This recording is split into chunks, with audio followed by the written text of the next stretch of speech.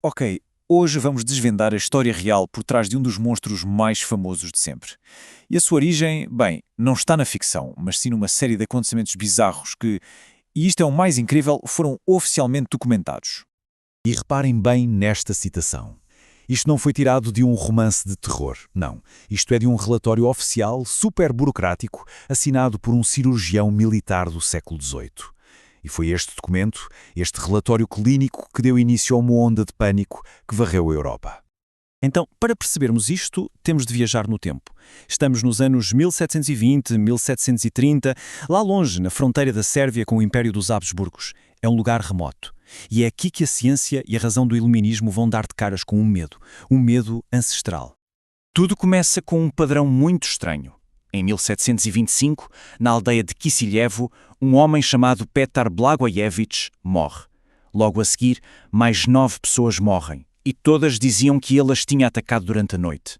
Passado um tempo, noutra aldeia, a mesma história com um soldado chamado Arnold Pauley. Primeiro morrem 4 pessoas e 5 anos depois, mais 17. Eram mortes a mais, demasiado estranhas. O Império não teve outra hipótese senão enviar os seus melhores médicos para ver o que raio se estava a passar. E o resultado dessa investigação foi este relatório, com o título em latim Visum e Repertum. Significa visto e descoberto.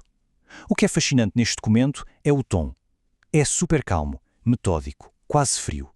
Os cirurgiões limitaram-se a descrever as provas que encontraram, provas de algo a que eles só conseguiram chamar de condição vampírica. Ok, mas que monstro era este? Que criatura é que os aldeões e até os médicos acreditavam estar a enfrentar? É aqui que as coisas ficam mesmo interessantes, porque podemos já esquecer o Conde Drácula elegante e charmoso dos filmes. O monstro real, o original, não tinha nada a ver com isso. De um lado temos a ficção, o Conde Drácula, aristocrata, elegante, a viver num castelo. Do outro, o que o folclore descrevia, o Strigoi, um camponês com ar sujo, inchado, a sair de uma campa rasa. Nada de se transformar em morcego, nada de sedução.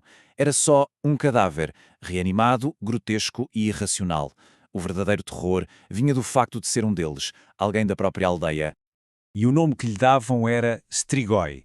É uma palavra que vem do latim strix, que era uma espécie de coruja, uma ave noturna associada a bruxas e a maus presságios.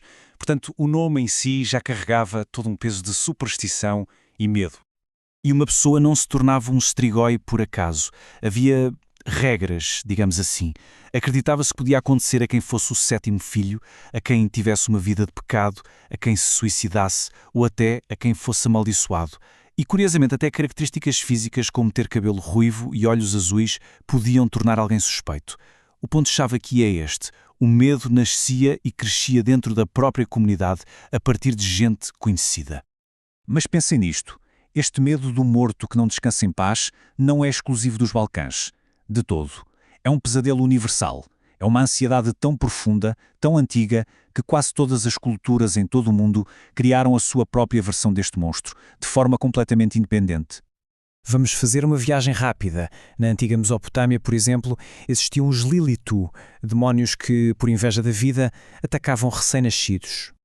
Se formos até à China, encontramos o Jiangxi, o cadáver rígido que anda aos saltos para roubar a energia vital das pessoas, o Qi.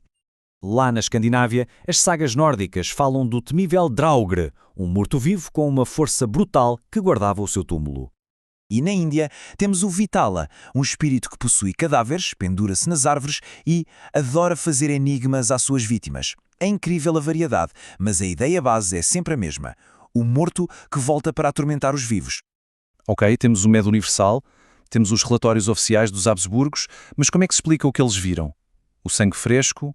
O gemido? Como é que explicamos estas provas? Bem, a resposta não está no sobrenatural, mas sim na ciência, mais especificamente na biologia. O que os cirurgiões do século XVIII descreveram com tanto detalhe era, na verdade, o processo natural de decomposição, algo que na altura não se compreendia bem. Vamos ver. Primeiro, o inchaço. As bactérias dentro do corpo produzem gases e o cadáver incha, parecendo bem alimentado. Depois, o tal sangue fresco. A pressão interna força os fluidos do corpo a sair pela boca e pelo nariz. Parece sangue, mas é só um fluido de purga. E o cabelo e as unhas que cresceram, na verdade, é a pele que encolhe, dando essa ilusão. E o famoso gemido ao cravar a estaca, simplesmente o ar que estava preso nos pulmões a ser expulso de repente. Quando juntamos tudo isto, percebemos perfeitamente como é que uma comunidade em pânico viu ali um monstro. E há mais uma peça neste puzzle. Lembram-se do padrão de mortes? Morria uma pessoa na família e depois outras começavam a ficar pálidas, fracas, a tossir e a morrer também. Bem, isto descreve na perfeição a forma como se espalham doenças contagiosas que não se viam a olho nu, doenças como a tuberculose, que na altura chamavam de tísica. A praga não era um vampiro a visitar a família à noite, era uma bactéria. Ok, então já percebemos a origem do monstro folclórico. Mas falta a última peça do puzzle.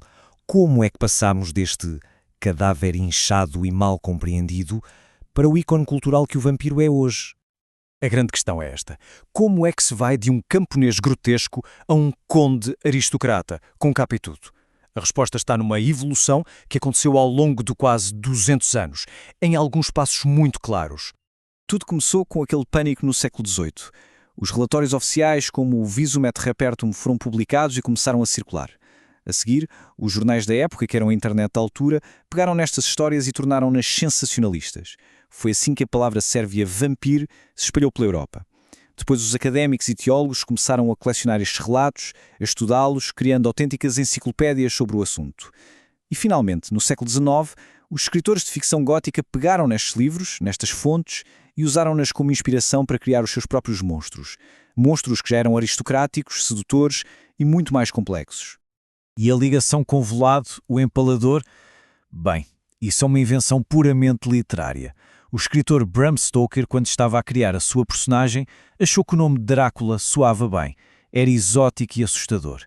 Ele pegou no nome emprestado desta figura histórica, um governante conhecido pela sua crueldade, sim, mas que na Roménia, na sua época, nunca, mas nunca, teve qualquer ligação a vampiros.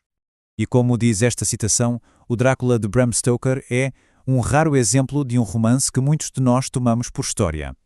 E é aqui que está a genialidade do Stoker. Ele pegou no medo real, no folclore autêntico do Strigoi, juntou-lhe o arquétipo do vilão aristocrático que já existia na literatura gótica e deu-lhe um nome poderoso da história. O resultado foi um monstro perfeito, uma fusão que se tornou tão icónica que, até hoje, continua a assombrar e a fascinar a nossa imaginação.